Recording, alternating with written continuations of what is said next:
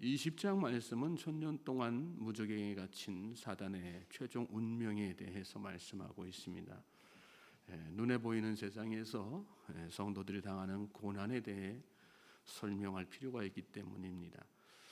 악은 망하고 사단의 세력은 반드시 심판당한다는 진리를 알 때 지금은 연약해 보이고 패배하는 것 같으나 최후의 승리는 어린 양 예수 그리스도와 그를 믿는 믿음의 성도들에게 있다는 사실을 알 때 그 신앙을 바탕으로 현재의 고난을 잘 이기고 극복할 수 있기 때문입니다. 이제 때가 차고 1000년이 지나서 사탄이 옥에서 풀려납니다. 7절 8절 말씀을 보세요.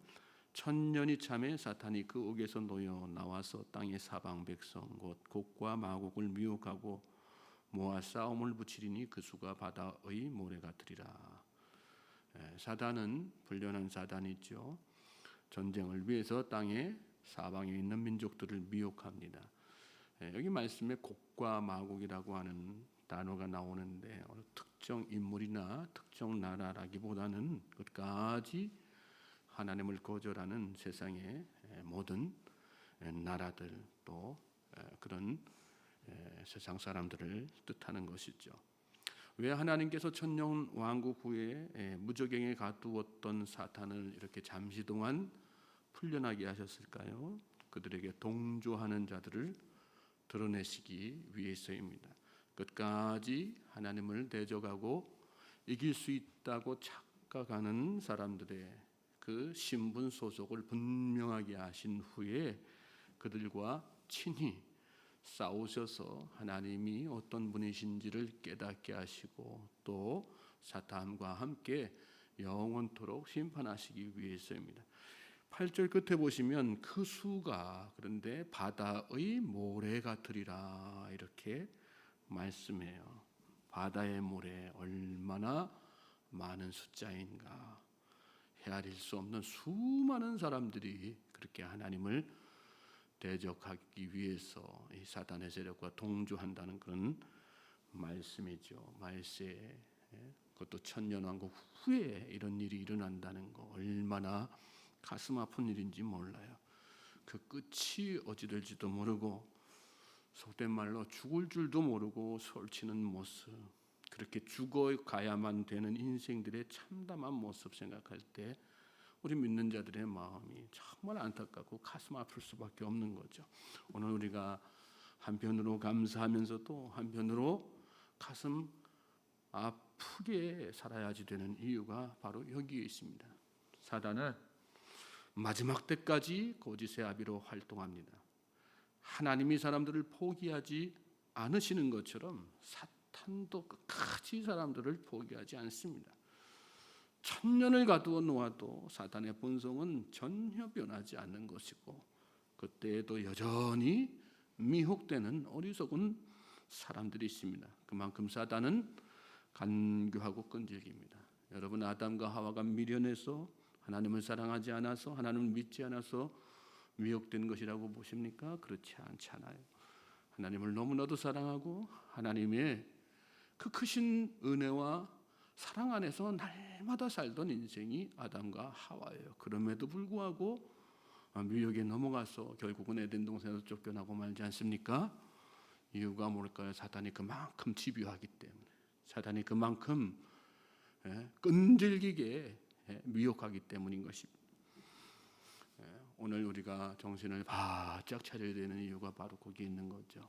저와 여러분이 날마다 정신을 바짝 차리고 사단 마귀의 미혹에 넘어가지 않기를 위해서 기도하며 하루하루 사실 수 있게 되길 바랍니다. 그러면서도 마음속에 우리는 담대함 가져야 돼요. 우리는 두려워할 필요 없습니다.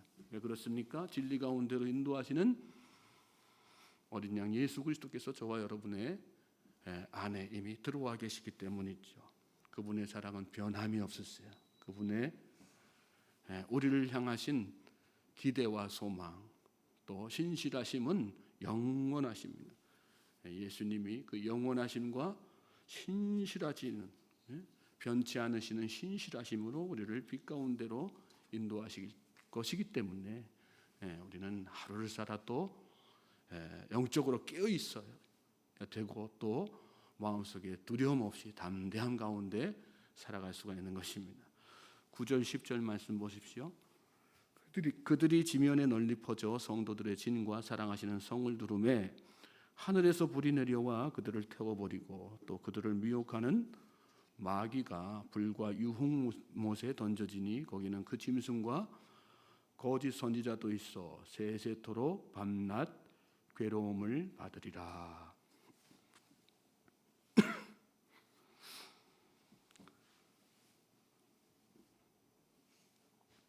바다의 모래처럼 많은 무리가 성도들의 진과 사랑하시는 성을 포위하죠. 일촉즉발의 위기, 전운이 감돈다고 그런 얘기하지 않습니까?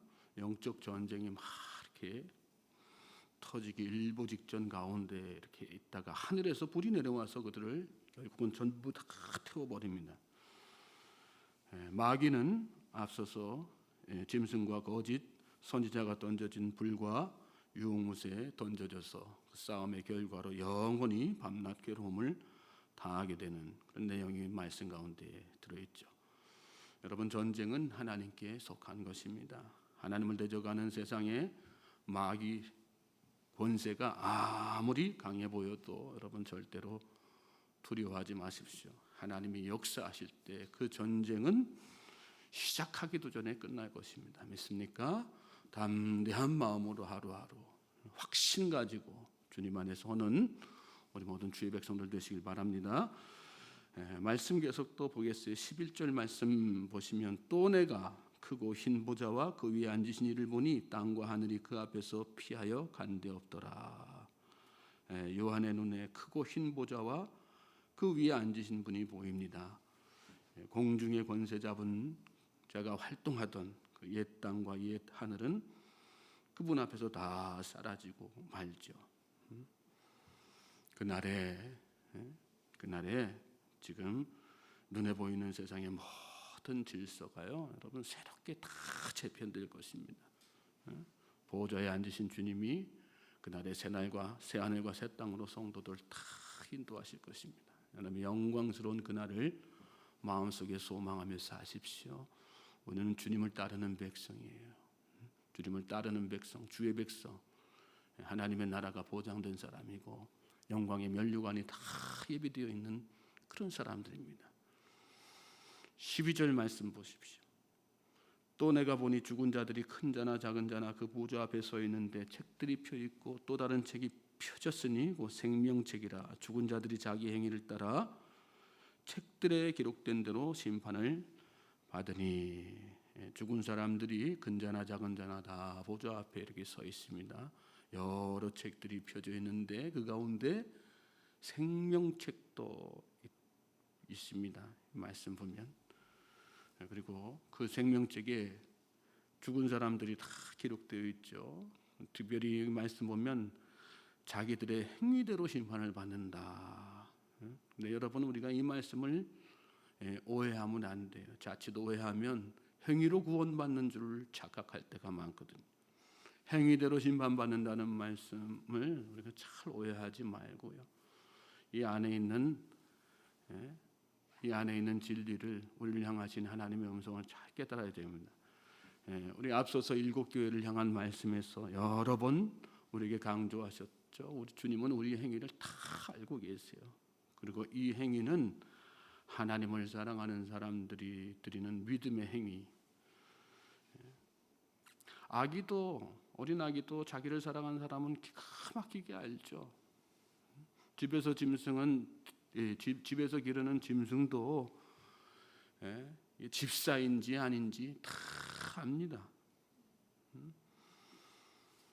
하나님은 그런데 하물며 하나님께서 하나님의 백성이 나를 사랑하는지, 내가 하나님을 사랑하는지 안 사랑하는지 모르시겠어요? 다 알고 계시죠. 지금도 그날에 또 하나님은 우리가 진정 누구를 사랑하는지를 다 알고 계신다는 거예요. 그러니까 여러분이 하나님을 사랑한다면 여러분 걱정할 필요 있어요? 없어요. 우리의 행위로 하면 구원받을 사람 한 사람 없죠. 행위 그 자체로 따지면 우리는 다 심판받아 마땅한 사람들입니다. 그러나 하나님은 그 행위 이전에 우리의 중심을 보시는 거예요. 우리를 정말 하나님을 사랑하는 그 마음을 다 보신다는 거예요. 우리 연약함으로 실패하고 실수할지라도 그럼에도 불구하고 우리의 중심을 보시는 하나님께서 우리의 부족한 부분들을 다 감싸주시고 덮어주셔서 생명책에, 하늘 생명책에 우리의 이름을 다 기록해 주실 것이라는 확신 가지고 오늘 이 하루도, 그러나 그렇다고 해서 아니란 마음으로 세상을 막 살아도 되는 건 아니죠. 그러기에 더욱더 감사한 마음으로 오늘 우리의 삶이, 우리의 행실이 빛이 될 수 있도록, 의로움이 될 수 있도록 주님 앞에 정말 조금이라도 담대하고 당당하게 설 수 있기를 위해서 열심을 다해 살 수 있는 모든 믿음의 성도들 될 수 있길 바랍니다. 13절 말씀 보세요. 바다가 그 가운데에서 죽은 자들을 내주고 또 사망과 음부도 그 가운데에서 죽은 자들을 내주매 각 사람이 자기의 행위대로 심판을 받고. 바다에서 죽은 사람들이 나옵니다. 심지어 죽음과 지옥도 그 속에 있는 사람들을 다 내어놓지요. 부활의 그날 잠든 이들의 육체가 얼마나 잘 보존되어 있는가, 우리 막 그런 궁금한 생각 들지 않습니까? 근데 전혀 염려할 필요가 없습니다. 세상은 모든 그 질서, 모든 그 원리 자체, 모든 권세가 온전히 주님의 권세 아래서 다 복종할 수밖에 없기 때문에 우리는 이 말씀을 읽으면서 날마다 주님의 음성을 들어야지 돼요. 특별히 어떤 말씀 들어야 되는 거예요? 두려워하지 말라는 거예요. 두려워하지 말. 하루하루를 살아도 두려워하지 마십시오. 부활 이후에 어떻게 될 것인가? 우리 지식으로 깨달을 수 없어요. 우리 지혜로는 아무리 깨달으려고 해도 다 깨달을 수 없는 것이 하나님의 오묘하신 섭리이고 계획이고 능력이라고 하는 사실을 잘 깨달으시기 바랍니다. 그러므로 오늘 하루도 주님께서 나를 인도하시는 그 사실에 감사하며 사실 수 있는 우리 모든 주의 백성들 되시길 바랍니다.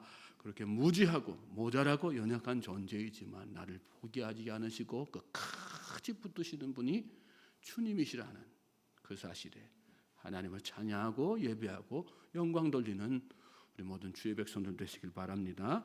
14절 15절 말씀 또 보세요. 사망과 음부도 불못에 던져지니 이것은 둘째 사망 곧 불못이라. 누구든지 생명책에 기록되지 못한 자는 불못에 던져지리라. 사망과 지옥도 결국은 불못에 다 던져지죠. 이것이 둘째 사망 곧 영원한 심판입니다. 여러분, 영원한 심판은 반드시 있습니다. 믿습니까? 영원한 심판, 영원이라는 그 단어의 무게를 여러분 잘 느끼면서 하루하루 사실 수 있길 바랍니다. 그걸 잘 생각하지 못하기 때문에 나는 이까짓 거 아무것도 아니야, 그거까짓 거 별 생각 없어, 그런 거 신경 안 써, 그렇게 두려움 없이 사는 사람들이 얼마나 많은지 모릅니다. 우리는 세상을 두려워하지 않는 사람이지 하나님의 이 심판을 두려워하지 않는 사람이 아닙니다. 세상에 대해서는 우리가 담대하나 그러나 하나님에 대해서는 두려운 마음 가지고 경외함을 가지고 하루하루 사실 수 있는 우리 모든 주의 백성들 되시길 바랍니다. 생명책에 기록되지 않으면 다 불못에 던져지고 마는 거예요. 이렇게 말씀에 분명하게 기록하고 있지 않습니까? 그러나 우리 믿는 자들은 하나님께서 끝까지 포기하지 않으실 것이기 때문에 내가 구원받지 못할 것이라는 의심은 할 필요 없죠. 거기에 대한 두려움을 가질 필요는 없어요. 저와 여러분은 이미 구원받은 백성인 것을 여러분 믿으시기 바랍니다. 담대하게 사십시오. 우리의 이름이 다 생명책에 기록되어 있어요. 그 생명책을 보시고 하나님께서 마지막 때에 우리를 영원히 불못에 던질 것인가, 영원히 하나님의 나라에 거하는 하나님의 백성 되게 하실까를 판단하실 것입니다. 오늘도 소망 가운데 그리고 담대함 가운데 하나님을 두려워하는 마음으로, 세상은 전혀 두려워하지 않는 마음으로 그런 복된 성도의 삶을 사는 저와 여러분 될 수 있기를 다시 한번 주님의 이름으로 소망하고 축복합니다.